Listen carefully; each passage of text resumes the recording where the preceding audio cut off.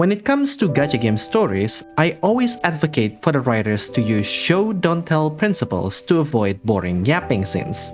Instead of telling us what happened, show us what really happened. But like any other writing rules, there are always exceptions. Every writer needs to learn these rules so they can break them more effectively. And in this video, I'm going to show you some cases where tell don't show is better than show don't tell. Let's get this out of the way first. 90% of all yapping scenes in gacha games are because of budgetary constraints. Of course, having the characters yap about their backstories is way cheaper than having some artists make images or animations to show what happened. It's either that they simply don't have the budget, or they are unwilling to spend the money because they think telling a good story is not that important in giving them revenue. Yes, gacha games are really that cutthroat when it comes to spending money, even if they gain millions every month. But back to the topic in this video, the first real case where yapping is better than showing relies on the fact that seeing is believing. If the writers decide to show you something, it's immediately way more convincing than having someone else telling them about it. In other words, it's easier to believe what the characters are saying is true if you have seen it happen. This is also why you're more likely to relate to the character if you've seen their suffering firsthand, instead of them telling about their suffering for 5 minutes. So then it's reasonable to assume that if the writers decide to not show you, then it will be considered an unreliable exposition. This is a subtle way for the writers to tell you that you shouldn't trust what the characters are saying right away. In gacha games, there are 2 cases where this is done beautifully. One of them being Cocolia's exposition about the Stellaron in Honkai Star Rail. Look upon their promised future, Branya! A world without poverty, without cold, without suffering. A world where people no longer have to pray like prisoners for survival. A world that we can guard for all eternity. Why, when faced with irrefutable strength, is our first thought always to resist? To cover our ears instead of hearing the call? Cocolia keeps yapping about the vision given to her by the Stellaron, about the glory it can bring if she keeps doing what it commanded her to do. But we never see any of these visions. I'm not quite sure if this is intentional, but it did achieve the same effect. Tell don't show here invalidates everything she said, because this yapping just make Cocolia look like a mad woman or a brainwashed zealot. The only scene we saw is about the Stellaron convincing her that she is doing the right thing, which just emphasized that she is just a puppet because she made up her mind very quickly.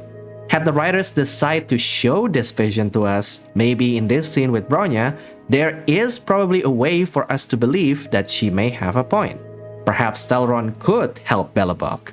But if this scene exists, it would make the story worse because the gray moral area is not how this story is written.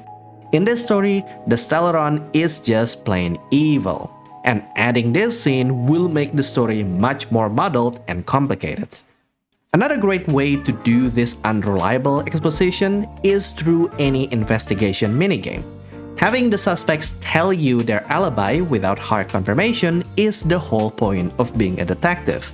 You're supposed to not trust them at all. So in this case, yapping can be used to hide the truth. Aside from the unreliable exposition, there is another way to do tell don't show, and that is to let your imagination fill in the gap. Sometimes there are things better left unshown because there is no way for the developers to meet the expectations of the player's imagination. This is something that horror movies tend to do with their monsters.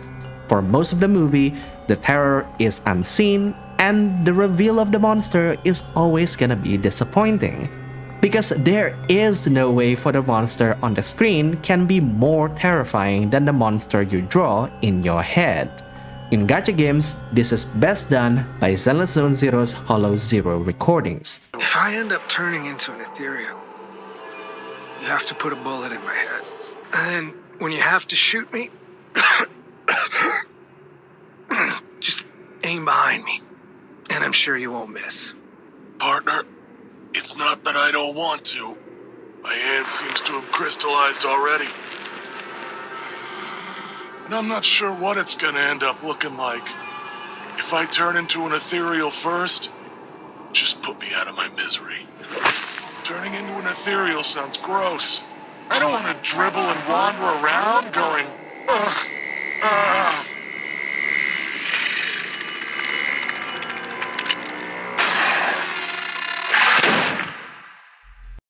There is no image to see here, but somehow you can see the animation playing in your head. It's worth noting that this method doesn't have to be horror. My favorite kind of environmental storytelling in games is through collecting random notes left behind by the people who used to live there. Usually, it doesn't have any image attached, but you can still live through their experience by reading through their yapping in the final moment of their lives, and I often find that to be very haunting. One thing in common in these examples is that the writers believe that choosing to break the rules of show don't tell would make the story better for the reader. In most cases, they were right. But keep in mind that these examples cannot be applied to all stories. Show don't tell rule exists because it's a good general rule, especially in visual media like video games. So whenever the writer wants to break this rule, they better have a very good reason to do it. Otherwise, their story would be filled with too much yapping. But that's just me. What do you think? Has this video changed your opinion about Tell Don't Show? Do you like it when the writers use these techniques? Please do let me know in the comment section down below. I always reply to everyone in my comment section, and I would like to know if you have any other examples where Tell Don't Show is done well in your favorite gacha game. If you want to continue watching, I recommend my essay video on how Girls Frontline 2 avoids yapping because of its genius anti-yapping technique. And with that, I think I'll see you guys later. Goodbye.